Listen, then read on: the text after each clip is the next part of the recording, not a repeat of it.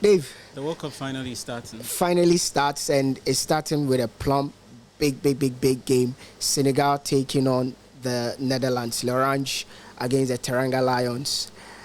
Big game. Let's preview this game. Ordinarily, you'd expect the Lions to munch on oranges, but it could be... Lions don't eat vegetables or fruits. Well, I guess my biology was that bad, but you look at this game in perspective, I feel Senegal and everything they want to do at the World Cup starts in this particular game. I say so because you look at the order in which their fixtures are lined up. They play Netherlands and then play Qatar, then finish it off against Ecuador. Yep. If they're going to get something out of this, they would have to start on the right foot. Yeah. And this is where they'll need to employ every single strategy they need. How do they go on this particular tangent? How do they approach this one? In my opinion, you look at Netherlands and what they have. Van Gaal has always preferred the 3-4-3, or in certain occasions going for the 3-4-1-2 scenario. Yeah. Their strengths have been from out wide. Denzel Dumfries, the spine of that wing back play, because Daley Blind is in there just for the fact that he's calm, he's solid, he reads the game very well. He lacks pace. So more often than not, the Dutch often use their right wing as the unit for which they apply most of the attacks. Exactly. They've got Cody Gakpo as well, who's within their ranks, one of the most sought-after players around Europe currently. He's the most productive. He gives you goals, he gives you assists. They've got pace out Steven wide. Bergwijn. There's Steven Bergwijn. There's Berghaus. There's Memphis Depay. Memphis Depay, he's part of the team. There's that player, and they've got Luke de Jong, who leads the line very well. He's the typical number 9. A proper number 9. He knows how to hold up the ball. He knows how to find spaces, and his prowess is aerial threat. And you've got Denzel Dumfries, Cody Gakpo, Bergwijn, and the rest supplying or providing the crosses and other passes. That should be a worry for Senegal. They would need, for me, I feel they would have to sacrifice their all-out attacking approach, which has been a trend under Cisse. He's never stuck with sitting back. He always believes that they have to take the game to the opponent. But I think you've got to choose your battles wisely. If Senegal do take the game, you think they'll be roasted? They would be roasted. They would leave lots of spaces in their areas, because judging by how they play, more often than not, the men up front in the attacking 3 come inside, come infield, leave spaces for the fullbacks to push up and overlap. Those are areas where Louis van Gaal and his team will be licking their lips, because if you've got your fullbacks pushing up, what it means is that you've left spaces out wide, and the last thing you will want to do is leave Cody Gakpo 1v1 against Kalidou Koulibaly. We saw how he was run ragged when Leeds played Chelsea. If you look at Leeds and their makeup, they've got pacey attackers. That was how come Kalidou Koulibaly struggled for most parts of the game. The Dutch come in the same model. And so, for me, if I was Aliou Cisse, I would have stuck to an all-defensive approach. For this particular game, let's sacrifice attack, sit back, hit the Dutch on the counter, allow them to have most of it. Because Senegal have got players who also are equally blessed with space. You've got Ismail Assar, you've got Bamba Dieng, you've got Boulaye Dia, you've got Famara Diédhiou. These are players who know how to run with the ball when they are left with spaces.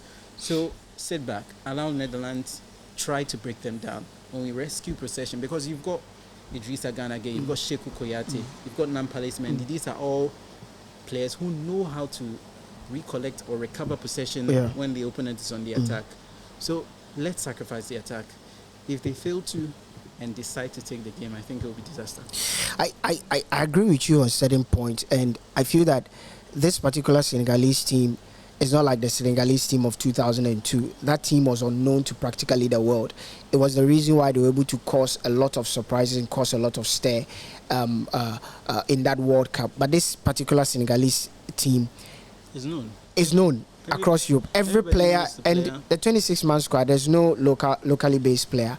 All the 26 players ply their trade in Europe, in the English Premier League, in the German Bundesliga, in the French La Liga, in Spain. they are scattered across Europe, and every player out there in this Senegalese team is known. So they lose that element of the unknown factor about them, because in tournaments you need that unknown factor, especially if you have good. And this is the first time they are meeting in the World Cup. So if they had that unknown element about them, it would have worked in their favor. But I think that I agree on the bit that it would be nice if Cisse decides to sacrifice his all-attacking approach. 13 games, winning 8, drawing I think 4, and losing just 1. Is for me is an incredible record. They've scored 14 goals out of those games. Brilliant. They're averaging a goal per game, telling you that the attacking strategy has worked. In their last 5 games, they are yet to lose. They've won 4, drawn 1, and in the process, they've scored 7 goals. They score. This is not a team, and in their last 5 games, they just conceded twice, telling you that there's something with this Senegalese team that is working. Defensively, they know how to keep their shape. Yes, the likes of Koulibaly and all these defenders, Abdul Diallo, they may be struggling for pace. You look at Cisse, Mendy, the right fullback there, they may be struggling for pace, but when they play for the national team, they seem to have a very solid unit. I agree with you that instead of him going for his usual 4-3-3 or the 3-4-3 formation, where when they have the ball they try to use the pace of the 3 men who either play on the left wing or the right wing, then they have that one central striker they want to play through with Idrissa Gana Gueye or Dia, who does more or less like the creative thing in there, with Sadio Mane doing his own thing. I think that I agree with you. This time, when they are in possession of the ball, I think they should go for a 4-2-3-1 to give enough cover to the defense and the midfield, because if you play a 4-2-3-1, you're literally playing a 4-5-1 formation. That's how that formation is. Yes, in attack it can metamorphose to having 3 men in attack, because like you said, the Dutch team are blessed with pacey wingers, pacey attackers, guys who can run at you. Let me quickly run by you the squad for the Dutch league. The defenders, there's Daley Blind, there's Stefan de Vrij, there's Van Dijk, there's Nathan Ake, there's De Ligt, there's Malacia, there's Julian Timber, the guy that United wanted, and they said if you want to play for the World Cup, don't go to United. Probably will be signed after January. Exactly. There's Jeremy Frimpong. In the midfield, that's where I think that they do have enough quality to disrupt and to hurt the Senegalese team.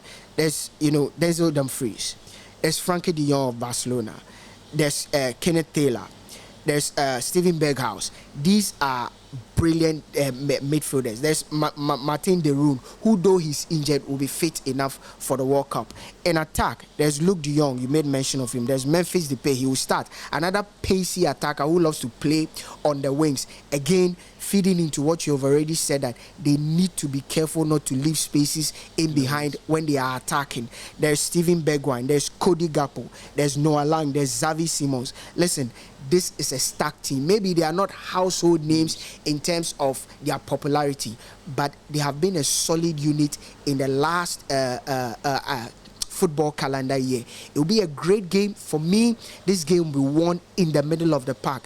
Any team that is able to control the middle, which I think the Dutch team will be able to control the middle, will win this game. It will be a very tactical battle, but I agree perfectly with you. Aliou Cisse should sacrifice what he's always done and be a bit defensive. Get a point against Holland, shrug it out with Bolivia and Qatar and qualify. So for me, it's going to be an interesting game for the Panthers out there. Dave? Senegal wins this 1-0 or 2-1. So you are going for the odd goal in 2 or a single goal. Yeah. I think that this game might just end up in a draw, in a 1-1 draw, because I'm Senegal biased. Say whatever you want to say. I'm supporting Senegal, though I'm a Ghanaian. I'm Senegal biased. We will not lose these games. That's just my heart speaking. But I think that my head, the Dutch league will slightly. The Dutch team will slightly take this one. Guys, get engaging with us in our comment section. David has gone for 2-1 Holland. I'm sitting on the Senegal.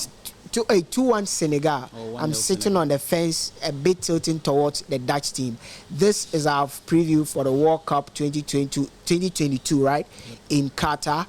We are shooting at the Red Mango apartment in Takrady in the Western region. Okay. And if they've not subscribed, what should they do? Make sure you subscribe. And like our videos.